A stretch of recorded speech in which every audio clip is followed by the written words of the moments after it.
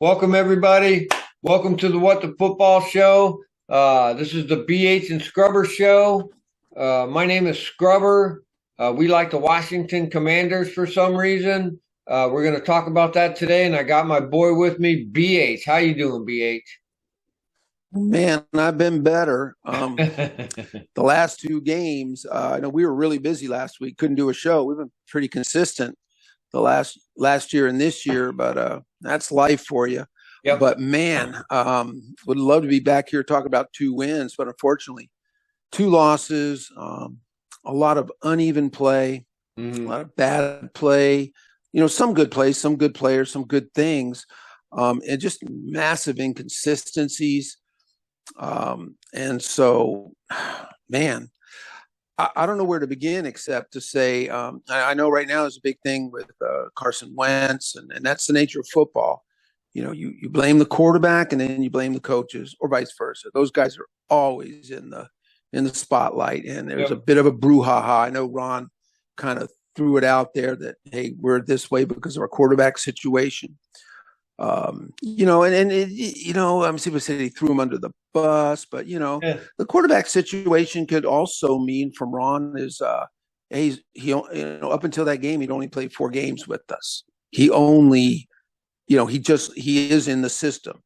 Just because you're a veteran doesn't mean you just walk right in and know everybody and you just hit the system. It just doesn't always work that way. I saw a comment from a Indianapolis Colts player, Neem Hines, the running back. He probably shouldn't have said it, but he opened his mouth and he was frustrated after a game. He said, "What's this? Our 6th quarterback in 6 years?" He goes, you start all over. And look who he's talking about. Veterans, Phillip Rivers, Carson Wentz. Now who do they got? Matt Ryan, the guy from Atlanta, Matt Ryan. They're all veterans, and they're all good and they're all solid. But his point is, it doesn't matter if it's a new one every year. You just don't jump in and learn the system. So, maybe that's what Coach was alluding to in a way, was that, he's made mistakes and he's done things, but also he's not familiar with receivers. He's still learning the way we do things and call things. So, maybe it wasn't a complete, hey, the reason and I can't believe for a second Coach believes that, because he knows there's issues. Come on. He benched William Jackson. Yeah. You know what I mean? He moved him over. He's had to make some moves. So, my problem with Wentz, though, is his making the same mistakes. Like, I think he fumbled 3 times in that last game. He recovered them all. He did. And making bad decisions. I think during the Dallas game, too, he did that. Hell, he was out of the hash marks, rolled back into the hash marks, and then threw the ball away and got the intentional grounding. So that's just situational awareness that he has a problem with making good decisions when he's under pressure. That interception this last game is a good indicator. There were 2 guys right there. They were just waiting to eat that ball up. Now, some of that is time, clock management, where they have to throw the ball all the time, but he just makes bad decisions in the wrong times. And he did, and he had time. That wasn't a play, even though he's been under the gun. I mean, he's getting in. They're getting a lot of pressure, and kind of game by game, less and less time to throw. But in that position, in that one, but he did that thing where he was locked in. Yeah. He just locked into JD, and it was like he didn't look around. And then the sad part about that last play, it was intercepted, obviously. But even if it hadn't been, JD was like on the half-yard line. Yeah. If he had caught it and was down, they never would have. They couldn't have gone up there and ran another play. So It's that whole thing. You got to get it into the end zone. It's like when it's 4th and 14 at the end of the game, I see guys throw 12-yard, throw it 17, throw it 30, throw it 58. It doesn't matter if you completed it if you got a 13-yard gain. Yeah. And that was the same thing there. I just don't know. So, he does. He makes those kind of mistakes. It's a shame because, he was looking good there. I mean, 350. He was actually at a nice completion rate for once. Yep. 65%. He's known a lot in his career for, because he's a big play kind of guy.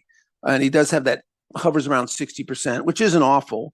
But for him to be at 65%, 350 yards is like, wow, this is kind of nice. Yeah. Yeah. And did you watch any all 22 of those final plays at the goal line? Did you see any of that? Yeah. I don't know. I thought the play calling was less than stellar, bunching people and then throwing into bunches. On that last play, I was watching all 22 where, JD ran over there. And the only other person on the left side was Terry. And Terry ran a little route into that area. Why would you bring more people into that area where JD is? That just, you don't do it. You have him run a post, bring the safety in the corner with Terry.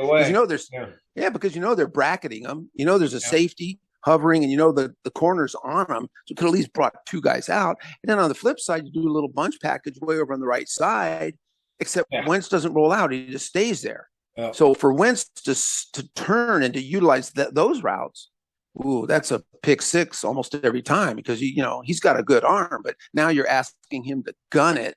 Yeah, I was just like a sidearm type of thing. It just looked bad all the way around. It did, and he just focused in on him. Now overall, too, line play once again. There's issues with the line. Yeah, I know guys are injured. And another thing, too, is the running game. And now I know the offensive line is having issues. But, I mean, what was there, 17 rushing attempts? It was some ridiculous number. It was so dumb. 9, 3, and 3 or something, like maybe 13 or 14 rushes. That's it. Yeah. Crazy. That's insanity. And then when you get down to the end of the game in crunch time and you're not running the ball, well, the other team's just ready to go, hey, they're not going to run.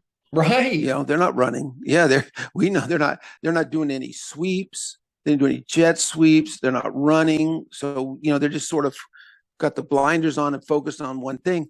And that hurt them. I have to say another criticism I have is of I get there's an emotional thing with Brian Robinson coming back. I get that. And that's good. It's good for the players and everyone's happy. But somewhere along the line, coaching staff forgot this guy's a rookie playing in his first NFL game ever. Oh yeah, by the way, after he got shot, twice. I didn't like that idea. I didn't like that idea at all.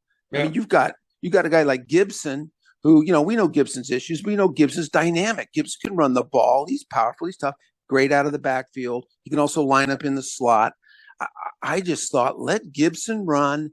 And use our young guy who's coming back. He'll get some runs. He can spell Gibson. He can go on 3rd and short, and he can do goal line.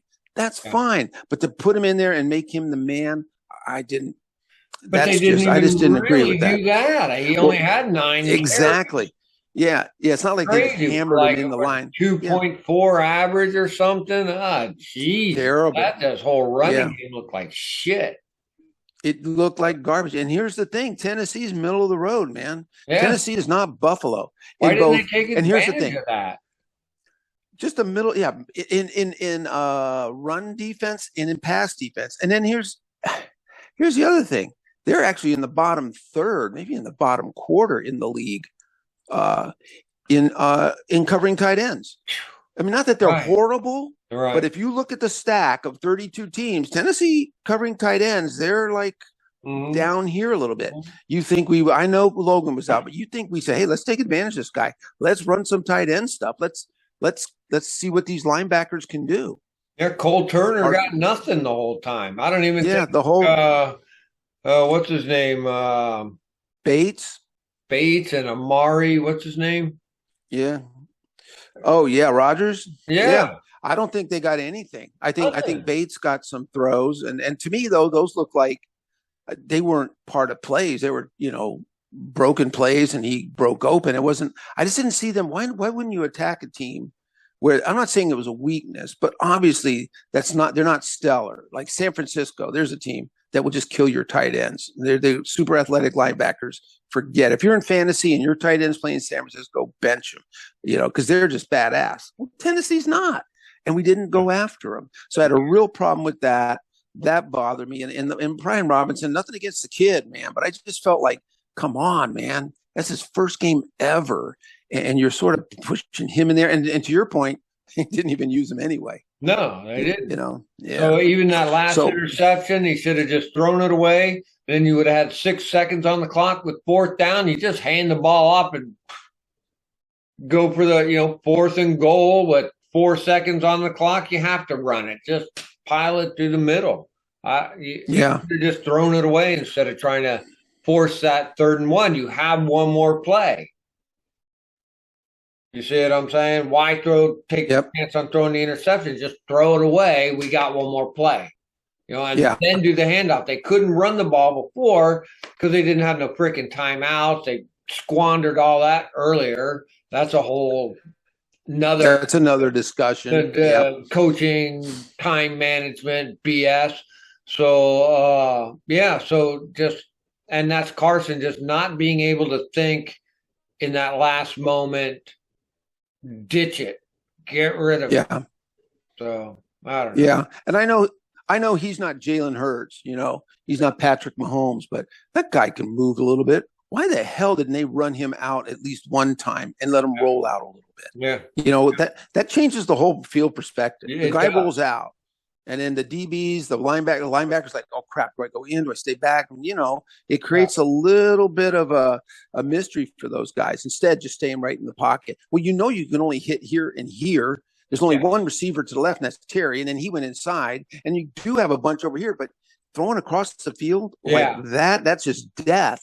No one has that kind of a rocket arm to turn, especially when the guys were covered, and they weren't like covered, like the DBs weren't right on top of them. But when you got to throw that far, it takes a lot of time, and then that would have been a problem. So I didn't get it. I think center play. We were talking before the show a little bit that we don't know where they're going to go with the starting center. Right. Larson. He didn't. It was what's his name? The new guy that we got off the street, Martin. Right. He played the whole game, and his run blocking's okay. His pass blocking's terrible. Wes Schweitzer, for some reason, who we couldn't understand before he went on IR in his game, he had like a 22 pass blocking rate. He got just rocked. Right. And then even Chase Roulier, I think he was injured before. He was. So, and Chase Roulier. It's just a mirror of last year. Yeah, Chase didn't play. Yeah, he didn't play bad, but even his pass blocking number down. And if your center is getting worked, either being pushed back or the guys are coming around him, well, the rest of your line's screwed. Your guards are overcompensating, and then now your tackles are out on their own because they're not getting the right kind of help. Some of the other teams are doing switch arounds on you and stuff. Norwell got burned a few times. Went right past him, Norwell strolling. Yeah, Norwell had a bad game, man. Yeah. And that's the other thing that kills me is guys that are even average. Like, okay, this guy's average. That's okay. We can do average as long as you're consistent. Norwell's not. But then he comes out there and looks like just a dumpster fire. Yeah. What the hell? Penalties, people getting by him. It was terrible. So the penalties again. Yeah, penalties. It's sort of like we got this jumbled mix of, and we make it sound like it's horrible all the time. Go back and watch the highlights. It's not. There's a lot of good. Yeah. But, like you say, it doesn't matter if on the 5th play, it's a holding penalty. Oof. On the next play, 4 plays later, it's an interception. Yeah. Your next thing is a 3 and out. It's just, there's no consistency. You're killing any momentum. Yeah. I don't know what to say. I wonder if they're going to go with Tyler Larson. Maybe not. Maybe he's a backup, and maybe they're going to evaluate him and Martin. And who knows? Maybe Martin gets in there again. But man, he's got to up his game. He said there was Roulier. Maybe they brought him in too soon, and there he is hurt again. Larson's just coming off the pup again. Maybe it's too soon to bring him in. Is he going to get hurt? What, are you going to go to Wes Schweitzer? What is Sadiq Charles practicing snaps? What the hell? Are you going to bring Todd? Yeah, and Wes is Ishmael. Where are Wes? Guys? Yeah. Hey, Wes. Yeah, Wes is IR'd. He's gone. We won't get him for another 3 games. So yeah, we got just 2 guys. And I'm sure they could bring Toth and Ismail. I think Toth might still be on the practice squad. Resign Ismail, but at the end of the day, Ismail was a great guy, fourth on the list, hanging in there. He did good for us. Yeah, he fought and hard, but man, he's just not a starting center in this league over time. He's a plug and play guy, but he's never anyone. I don't think that's going to be a consistent starter. He won't last the season. We're only in a third of the season right now. We need somebody that's going to play out the rest of the season. What are you going to plug every single week with the guy who's in the best shape? Lord, that's pretty crappy. So yeah, our O line. I hear people screaming for Eric Flowers and stuff like that. I mean, at this point, you're almost, like what's his name said, give him what he wants. Give Eric Flowers what he wants. He wants $14 million a year. Give it to him. At this point, come in and solidify the line and make things happen. I'm all for it. So. Yeah, and then Sadiq was in there. I mean, I think he seems to do a little bit okay. I'm surprised he didn't run better because, man, he's a run-blocking guard. He can really do well. Cosme, that side would be really good if Cosme were back because Cosme is a better run blocker. Actually, he's an excellent run blocker. He needs to just pick up his game a little bit on pass blocking. But once again, we don't have Cosme. So like you said, there's all these plugging holes, inconsistencies. Cosme will be back next week, but how do you be out as a blocker with a thumb injury? Don't you just put a stint on it or something and play? I mean, what is that? Yeah, I mean, it's not like it's your fucking ankle or your hip or a shoulder. Yeah, thumb. Can't you put something on it and protect it? I don't know. Yeah, I think hand play is so big. Yeah, and grabbing and stuff. I guess that's the only thing. And plus, maybe the most thing is they're afraid of the re-injuring or like have it get like torn. But we've seen guys play with those giant casts. Yeah, remember? Yeah. So I don't know if that works for an O lineman, but yeah, I know. And how about on defense? I the William Jackson thing now is pretty. There's another issue where what we're seeing here, and we kind of talk about it, and I think we both believe it.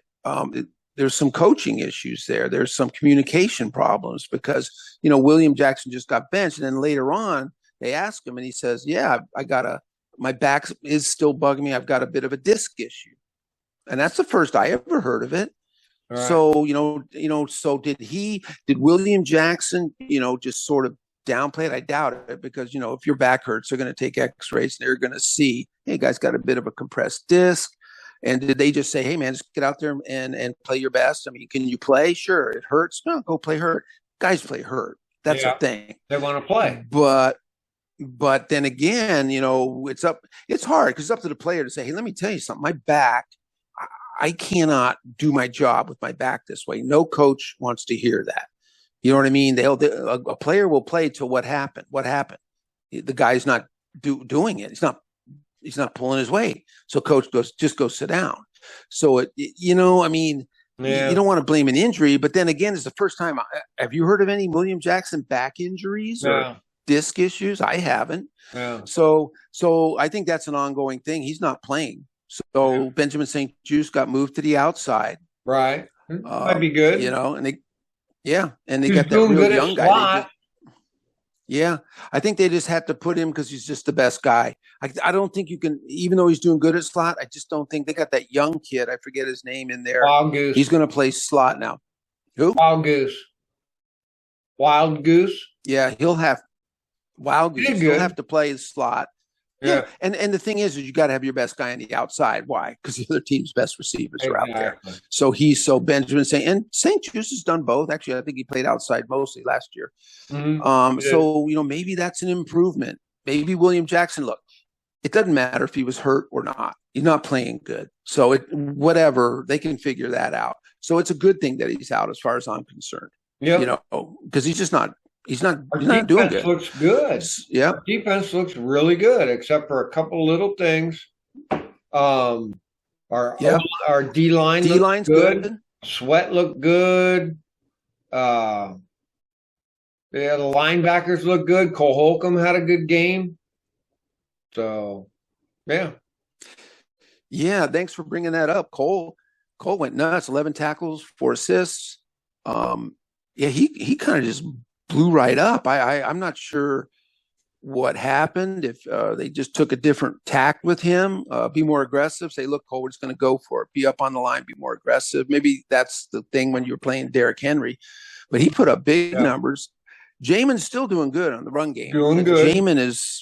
He's just got his pass, a little bit of a liability in pass still, but he's killing it in the run game. And I'll tell you one thing, going back to the Dallas game that was concerning for me. Just an anecdote. I don't have any inside information, but there was a third down play. Dallas had the ball on third, relatively short. They ran it with Ezekiel Elliott, and Jamin Davis came in and blew it up. It was the best play I've ever seen him do in the pros. He just came in and killed by himself. It wasn't a half. It was him. He came in through the line and nailed him. Fourth down. Boom. Jamin's running off the field. The cameraman had the camera to Jamin's back as he's running off the field. He ran off the field. If Jack Del Rio was standing on the 50, Jamin Davis ran by on the 49, like right by. Nice. Like how do you like that? And Jack Del Rio looked straight ahead.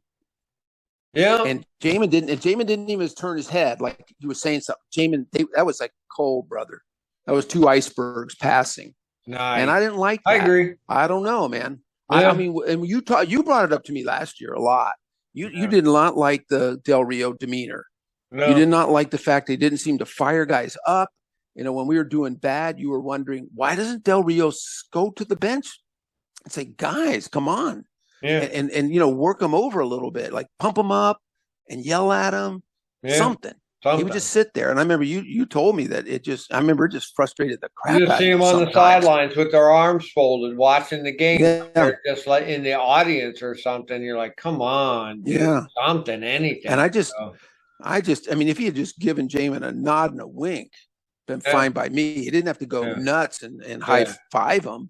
Yeah. But so I mean, there's a disconnect there. I think so. A lot of coaching things going on, if you ask me. Scott and Rivera with his clock management and just different things going on. It just they're not all gelling together for some reason. I don't know what's separating them. So it's that same old workplace, locker room. That happens, and like I say in the restaurant business, it's day versus night, morning versus afternoon, labor versus management. You get these little cliques going, and people talk and they take sides, and it tears things apart. And when you don't address those things directly and say, hey, as a coach, and pull everybody together, I hear what you're saying, stop that bullshit. We need to work together as a team and keep going.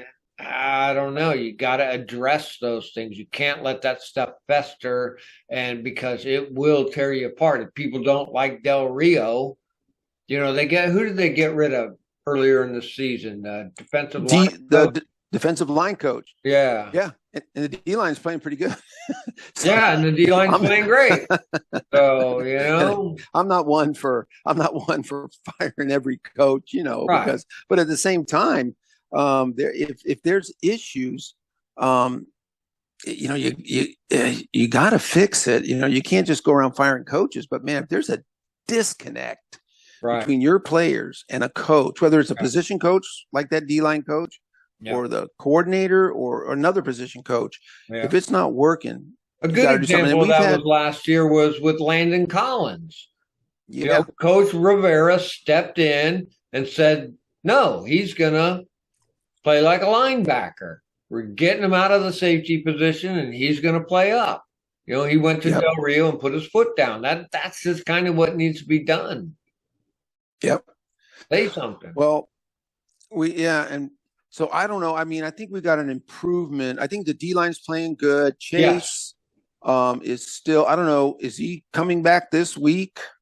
I don't know. Maybe they might let him go for Chicago, wait, and let him come back the following Sunday against, I forget who it is, at home, bring him back at home on a Sunday. Yeah. So, I agree. I agree. And Sweat's this is a doing game we should good. win. James Smith-Williams is doing good on that side. That's all. It's still good. There's nothing wrong with it. It's not broken. You don't need to bring him out Yep. for Chicago.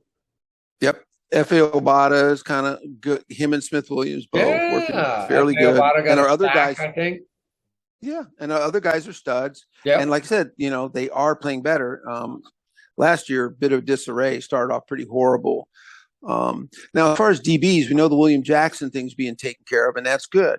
I hope it's a disc problem and a tight back that's hurting him, and that's really hoping. Let's hope that's it, because if it's up here, well, we're screwed. We're going to have to eat that contract. So hopefully he gets off the field, which will help us, and the team can work a little better. We have the number one rated safety on Pro Football Focus, Cameron Curl. He's number one. Yep. Number one. He's doing great, man. He's having a great year. But, behind him, Bobby McCain, our free safety, he's come down a little bit from last year. He's not horrible.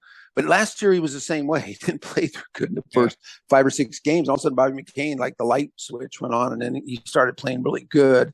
Once again, all these inconsistencies. Kendall Fuller's playing a little better. He was a hot mess. Man, when the season started, what happened to that guy? I always wonder, man. It's did they get divorced? Pedestrian. Did the wife and kids just move out one night? And the guy's just psycho. He's a mess. How can you be so good one year and the next year look like you don't know what you're doing? So he's improved. So maybe we'll get, we got this stud and Cameron Curl. Derek Force. Force is still playing good. So we use him. Yeah, he's kind of doing the strong safety, doing a little bit of that Buffalo thing. He's actually still playing really good. Maybe you should play him more. Yeah. The linebackers seem to be getting a little bit better. Yeah. So, and maybe with our boy, what's his name again? That the cornerback that we're using in the slot. I forgot his name already. St. Jude. Percy. No, the young kid in the slot. Oh, no, you just said it. A Wild Goose. Yeah. Percy's out this game, but maybe things will settle down. We got Wild Goose will be in there. Fuller and St. Just on the edges. We got Cam running the show in the middle a bit. Our linebackers are getting a little bit better. Cole, like you said, quite a great game. Maybe this is a game where they put it all together. Let's hope. Maybe they also realize they might be. What's that? I said now's the time. Sorry. Yeah, it is. There's no time like right now, man, because it's a disaster right now. And the thing is, too, like you talk about the restaurant business, or any business, and that stuff gets to people fighting and arguing. It really, every single time, you just make things worse for yourself, and that's what, if there's players here who can't, feeling, bad vibes with Del Rio or not mad about their playing time or mad about the scheme, just shut up. You're not making things any better. Yeah. You just get in there and play the game, because it's not going to change. And all you're doing, and so maybe, after a while, you got to realize, hey, forget that guy in the team who rubs you the wrong way. Forget that coach who you think isn't playing you the right way. Just go play. Yeah. It's not going to change. You need to change it inside yourself. So anyway, I'm looking for, I guess, I just hope that this defense can come up. This is not a great offensive team we're playing. No, we should be able to do it. The defense can hold, but we just need our offense to score points. We need Turner to dial up the plays and not start out from behind. I mean, we did good in that last game. Yep. We were looking good. We were keeping up, but then they just couldn't generate the heat again. So the running game, I think, was a big part of that. Get the running game going, get the front line going, and just hope for the best. You can always turn it around. We're 1-4. 1-4. Yeah. Right? That's not bad. 1-4. The Eagles play the Dallas, and that could even out. The Giants are kicking ass. We're in a hard division right now. So it's a tough division that we're in, but we got a game coming up against the Bears. It's going to be in Chicago. It's going to be a Thursday night game, so the whole world is going to be looking at us. So we need to pull this win out. It's a NFC conference team. So it's Yeah. hoping that you beat somebody in your own conference. The Titans were in the AFC. So yeah, looking forward to that. We can beat them. I said that Yeah, we about really the Titans. can. Yeah. Yeah, we better beat them because 1-5, then the wheels start coming off. And this team just isn't that bad. It's a stunning the amount of weird mistakes and decisions that have come along. Hopefully this team will play like we're saying, like they're capable of, and show people, and maybe people will watch the game and go, wow, I thought the Commanders were trash, but they actually look really good. They got a great D line, they got great receivers. Let's see what happens, man. I'm glad it's on national TV, man. I'm kind of excited to see it. Luckily here on the West Coast, it starts at 5. Doesn't cut into my sleep time. So yeah, but it does to mine. So it starts at like 20 after 8 here on the East Coast. So I'm going to try and live stream at least the first half. So that'll bring me to 8:29, 20 till 10 o'clock. That's okay. I'll get like 7 hours sleep before I go to work. Not a problem. Cool. And if we're looking good, we'll extend it. Stay with us. Keep going. You know what I mean? If it looks like crap, I'll go to sleep. So. Yep. I'll be in the chat monitoring that. So we'll have some fun. Hopefully some other folks show up. And Chris, Veronica, Mountain Man, all our favorites. Yep. Get a victory. So, all right. Well, good show, Scrub. Yeah. We got to keep grinding just like the team does. Yeah, we do. We got to stick with them, dude. There's hope in every turn, dude. They can pull it together. Last year, we saw some pretty heinous play, and sure enough, they come out of the bye week and did really, really good things. Some of the wins they had last year look commanding. So, they can do it again. Just tie it all together. Something needs to click in the culture to make it happen. I think that's the problem. Something with the coach. I agree. Something in the locker room needs to happen to make it all click and come together. And then physically work on that O-line. Something needs to happen there. So, if you had somebody like Taylor Heineke who could run around in the background, fine. But it's Carson. He needs a good line. Pump up that run game. Something. Yep. So and have Scott Turner be a little bit creative with that play calling, right? Yeah. And every now and then, just for fun, roll Carson out, try that, do something different, kind of break it up a little. So anything for a win, and that's all I'm thinking. Jet sweep with some Curtis Samuel. I'm really a Curtis Samuel fan now, dude. He's our guy. He really is, and he's gonna. Yep. Yeah. And Dotson's out, so he's got to pick up that slack. And thank God for Diami Brown. Coming up. Looking good. 2 plays for 105 yards or something crazy. He was. Yeah. Diami was the number 1 rated PPR wide receiver last week, but it was 2 plays. But he's still pretty good. 2 plays, 2 touchdowns, and 100 yards, man. Yeah. But that's his calling, man. That's what he does well. And so that's good. You know what? They're going to be ready for that. Having Diami out there will help take the top off a little bit, push those safeties back, so. All right, man. Well, I'll be in the chat room, and hope we have a great game. Yeah, go Commanders. Thanks, man. All right, great show. Looking forward to it. All right, man. See you next week. Thanks, bud.